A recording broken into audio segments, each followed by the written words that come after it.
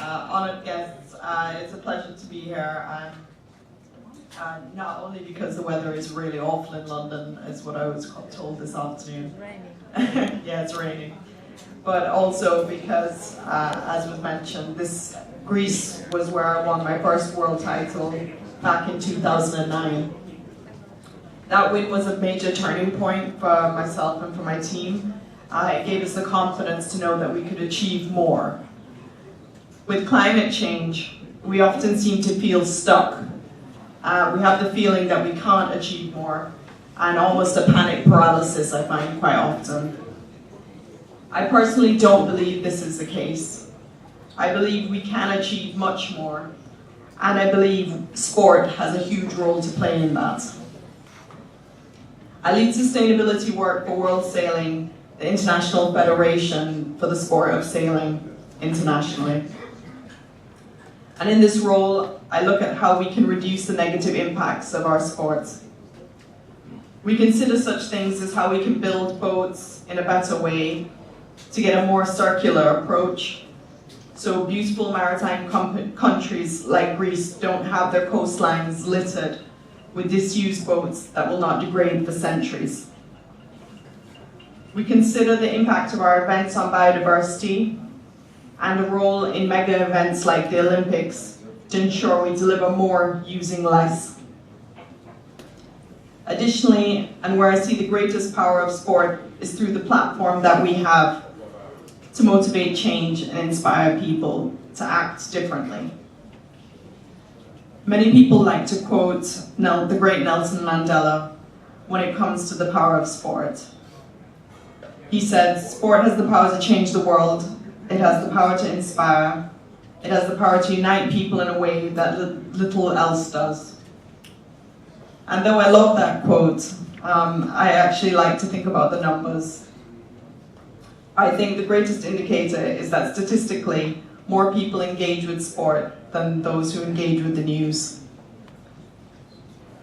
Not only do we have more people engaging with us, but the reality is sport cuts across all aspects of society, color or creed, socioeconomic status, and that in the same way that climate change affects us all. Sport offers the opportunity to engage both with those who are affected by the climate crisis we're now facing, and those who have the power to elicit that change at the highest level. All of these people are fans or are involved in sport in some way.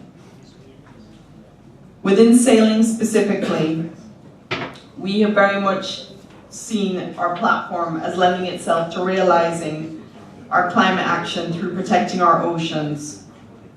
Our oceans are the lungs of the planet, and without healthy oceans, there is no life.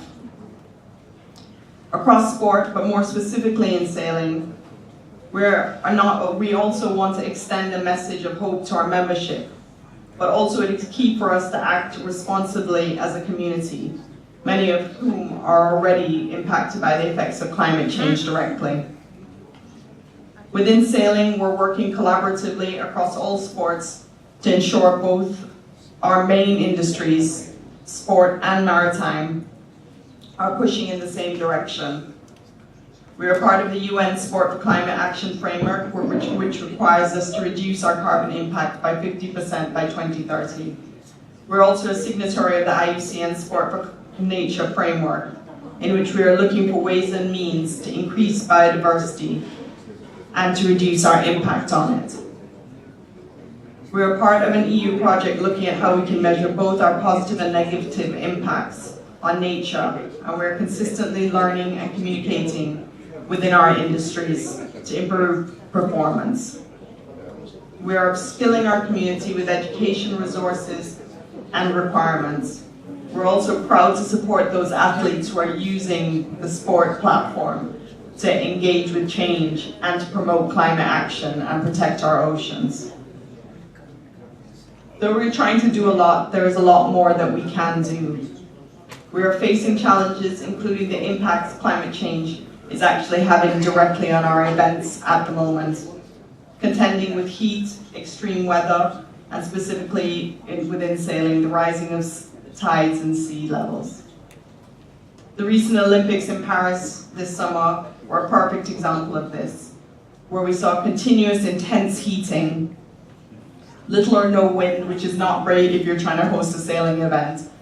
But even more interestingly, the weather predictions were actually incredibly inaccurate because of the fact that there was this excessive heating that was going on. So we weren't even able to tell what was happening within the small space that we're operating in.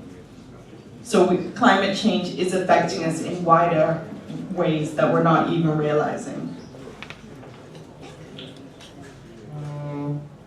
And like many other industries, we are contending with the balance between performance and sustainable activity.